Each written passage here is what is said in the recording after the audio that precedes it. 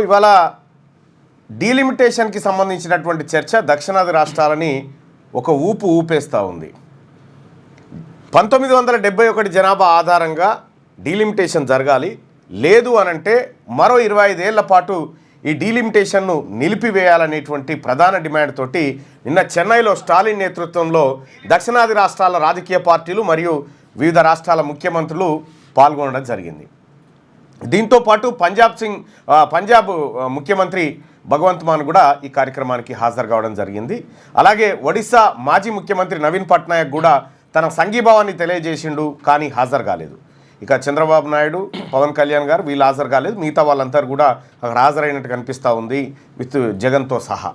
So వాస్తవానికి delimitation panchayat దక్షిణాది రాష్ట్రాలకు ఒక రకంగా చెప్పాలంటే వీటన్నిటిని ద్రవిడ ప్రాంతాన్నంతా ఒకే వేదిక మీదకి తెచ్చినట్టుగా కనిపిస్తూ ఉంది.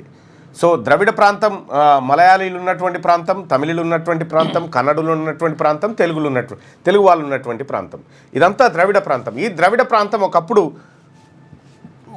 ఒకే విధంగా ఉండేది. తర్వాత భాషా ప్రయుక్త రాష్ట్రాలుగా విడిపోయినటువంటి సందర్భంలో సాధారణంగా ఈ ద్రవిడ ప్రాంతం ఏదైతే డీలిమిటేషన్ విషయంలో లేవనెత్తుతా ఉందో అది న్యాయబద్ధమైనటువంటి అంశం. దాన్ని ఖచ్చితంగా ఎదుర్కోవాల్సినటువంటి అవసరం అయితే ఉంది. మరి స్టాలిన్ దీనికి నేతృత్వం వహిస్తూ దక్షిణాదిన ఒక అగ్గిరాజేసేటువంటి కార్యక్రమం చేస్తూ ఉంటే, మరోవైపు తమిళనాడు భారతీయ జనతా పార్టీ అధ్యక్షుడు అన్నామలై మాత్రం ఇది డీలిమిటేషన్ కోసం కాదు, వీళ్ళు ప్రజలకు ఇచ్చినటువంటి హామీలను మైమరపించి వాళ్ళ దృష్టిని మళ్లించడానికి చేస్తున్నటువంటి కార్యక్రమంగా ఆయన అన్నాడు. అలాగే చెంబల్ లోయ ముఠా ఇది అని చెప్పి బండి సంజయ్ కూడా ఆరోపణలు చేయడం జరిగింది. సో ఏదేమైనప్పటికీ కూడా డీలిమిటేషన్ అనేది 2026లో జరుగుతుంది అనేది పార్లమెంట్లో అనేక సార్లు ప్రభుత్వం చెప్పింది.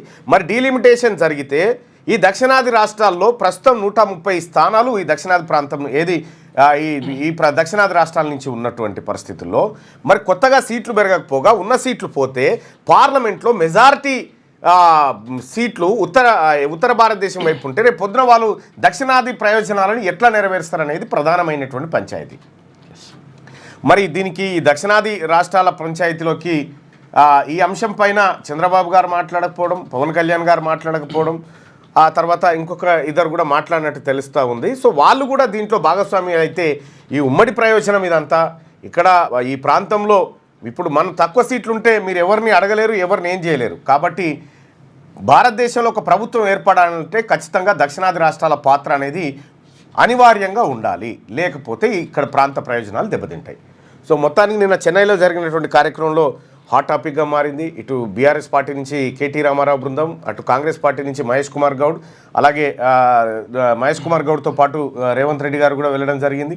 అలాగే ఇక స్టాలిన్ గారి కొడుకు ఉదయనిధి, తర్వాత డీకే శివకుమార్, అటు పినరై విజయన్ గారు, ఇట్లా భగవంత్ మాన్ గారు, ఇట్లా అందరు కూడా దాదాపుగా ఈ పార్టీల వాళ్ళందరూ అక్కడికి రావడం జరిగింది.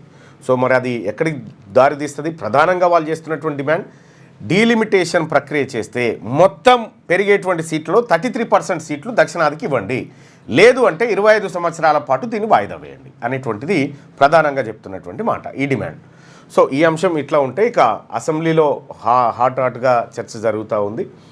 బడ్జెట్లో కేటాయింపులు, బడ్జెట్ వ్యవహారం పైన అసెంబ్లీలో విపక్ష నాయకులు ప్రభుత్వాన్ని గట్టిగా నిలదీస్తూ ఉన్నారు. ప్రభుత్వం కూడా సేమ్ టైం గట్టిగా అదే స్థాయిలోనే కౌంటర్ ఇచ్చేటువంటి ప్రయత్నం చేస్తూ ఉంది. ఇది అసెంబ్లీకి సంబంధించినటువంటి అంశం అయితే ఇక లేటెస్ట్ న్యూస్ తెలుగు మరియు ఇంగ్లీష్ అప్డేట్స్ కోసం ఇప్పుడే క్యూన్యూస్ అఫీషియల్ యాప్ని ప్లే స్టోర్ నుండి డౌన్లోడ్ చేసుకోండి. సరికొత్త సమాచారాల కోసం క్యూన్యూస్ వెబ్సైట్ని ఫాలో అవ్వండి. ఛానల్లో ప్రాంతీయ, జాతీయ, అంతర్జాతీయ వార్తలు వీక్షించండి.